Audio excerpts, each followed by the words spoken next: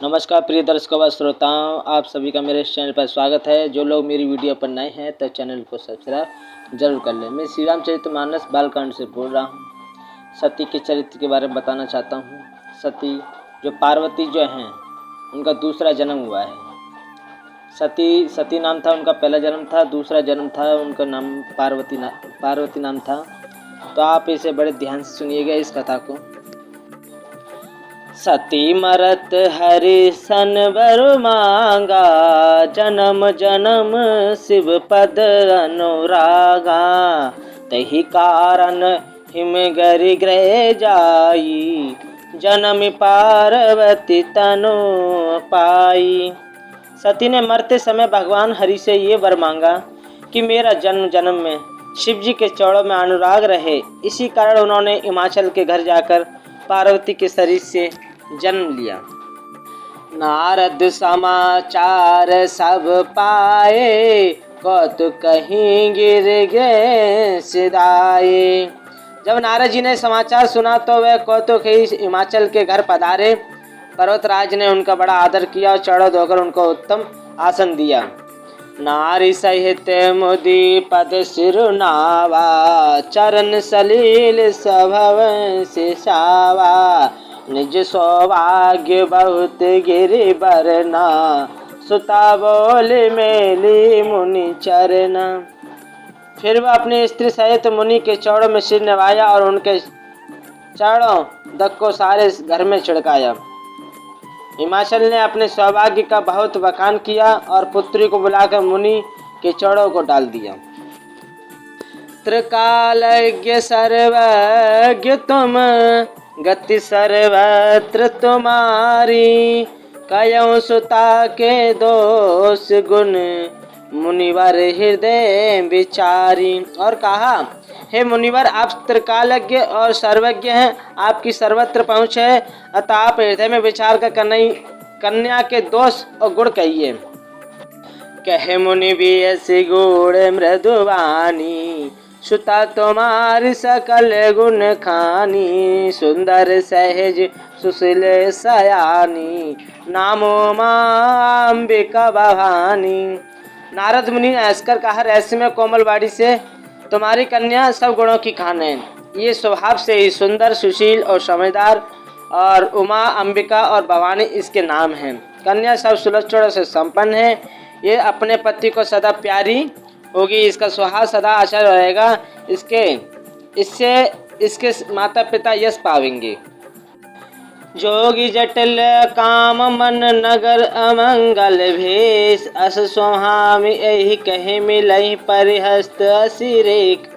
योगी जटाधारी, निष्काम हृदय, नंगा और अमंगल वेश वाला ऐसा पति इसको मिलेगा। इसके हाथ में ऐसी ही रेखा पड़ी है। नारद मुनि की वाणी सुनकर उसके हृदय में सत्य जानकर पति पत्नी इमवान और मेना को दुख हुआ और पार्वती जी प्रसन्न हुई। उपजेहु शिव पद कमल सनेऊ, मिलन कठिन मन भा संदेहु।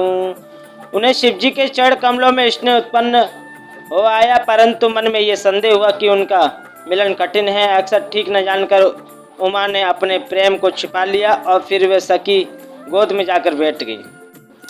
जय जय वर के दोष बखाने, ते सब शिव पै में अनुमाने। जो विवाह शंकर सन होई, तो सहु गुण सम कहे सब कोई। परंतु मैंने वर के जो दोष बतलाए हैं, मेरे अनुमान से वे सभी शिवजी हैं। यदि शिवजी के साथ विवाह हो जाए तो दोषों को भी सब लोग गुणों के समान ही कहेंगे। शिवजी सहज ही समर्थ हैं, क्योंकि भगवान है, इसीलिए इस विवाह में सभी प्रकार कल्याण है। परंतु महादेव जी की आराधना बड़ी कठिन है।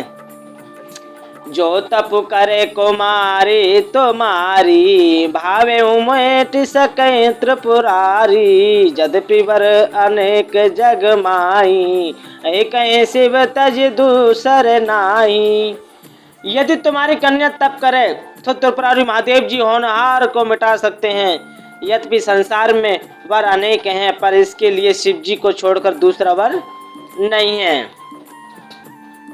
करें जाए तपसेल कुमारी, नारद कहाँ सते बिचारी। हे पार्वती, नारद जी ने जो कहा है उसे सत्य समझकर तू जाकर तप कर। फिर ये बात मेरे माता पिता को भी अच्छी लगी। तप सुख देने वाले और दुख दोष नाश करने वाला है। और धरई उमा प्राणपति चरना, जाए विपिन लागी तप करना। प्राणपति शिव जी के चरणों को हृदय में धारण करके पार्वती जीवन में जाकर तप करने लगी। पार्वती का अत्यंत सुकुमार शरीर तप के योग्य नहीं था, तो भी पति के चरणों का स्मरण करके उन्होंने सब भोग को तज लिया। नित्य नव चरण उपज अनुरागा, विसरेंदे तपित मनु लागा। संबत सहज मूल फल खाए, सागु खाए सत वर्ष गवाए। स्वामी के चरणों में नित्य नया अनुराग उत्पन्न होने लगा और तप में ऐसा मन लगा कि शरीर की सारी शुद्ध बिसर गई। 1000 वर्ष तक उन्होंने मूल और फल खाए, फिर 100 वर्ष साग खाकर बिताए। कछु दिन भोजन बारी बतासा, किए कठिन कछु दिन उपवासा। बेल पात मही पर सुकाई, 3 सहस सम्मत सोई खाई। कुछ दिन जल और वायु का भोजन किया, फिर कुछ दिन कठोर उपवास किए, जो बेल पत्ता सूख कर पृथ्वी पर गिरते थे। 3000 वर्ष तक उन्हीं को खाया। उन्हीं भार हर सुकान हूँ परना, उमय नाम तब भयो पूर्णा। देखे उमय तप कीन शरीरा, ब्रह्म गिरावे गगन गवीरा। फिर सूखे पड़ पत्ते भी छोड़ दिए, तब पार्वती का नाम अपड़ा हुआ।